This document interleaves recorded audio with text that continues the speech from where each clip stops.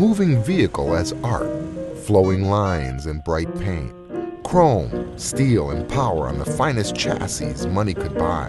For more than 100 years, Brewster set the American standard for luxury on the road. Founder James Brewster of Massachusetts en route via stagecoach to New York to begin his carriage-making career made a stop on Orange Street in New Haven. He walked into a carriage shop and walked out a journeyman, setting the stage for his name to become forever linked to manufacturing quality immortality. It was the latter half of the 19th century when Brewster reached the pinnacle of its carriage success. The company invented a cross-spring suspension that they marketed as the Brewster Sidebar. Lucrative licensing deals with other manufacturers followed. In 1878, Brewster entered 13 different model carriages in the Paris International Exposition. They won the gold medal for Best Exhibit, and several company craftsmen won awards of excellence. Henry Brewster, son of James, was awarded the Chevalier Legion of Honor from the President of France. As the country entered the automobile era, Brewster adapted with the times. As early as 1896, they were building electric horseless carriages.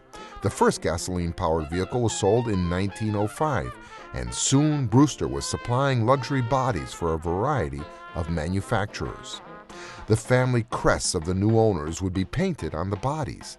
Surviving records show the crests of the Astors, the Vanderbilts, and the Rockefellers. In 1914, Brewster made perhaps its most significant partnership, beginning to make bodies for Rolls-Royce, as well as a smaller auto on a Brewster-built chassis. The relationship blossomed, and Brewster created many automobile innovations, including non-glare windshields, a scissors jack to raise and lower windows, a way to hang larger doors, a practical sun visor, and a non-draft ventilating casement window. Though more than a half-dozen companies have worn the Brewster name, all are connected to James in one way or another. By the time the final Brewster brand gently bowed out in the Jazz Age, a century of the highest standards of workmanship had appeared in their luxury carriages, and eventually to the finest luxury automobiles that could be found in the United States, from Park Avenue, Bridgeport, Connecticut, to Sunset Boulevard in Hollywood. By 1926, Brewster had run its course. Debt and overextensions had spelled the end. Rolls-Royce purchased a coachmaker and continued to make Brewster Rolls-Royces for a number of years. When a prominent New Yorker was asked if he considered Brewster the Tiffany of carriage makers, he responded, "I consider Tiffany to be the Brewster of jewelers."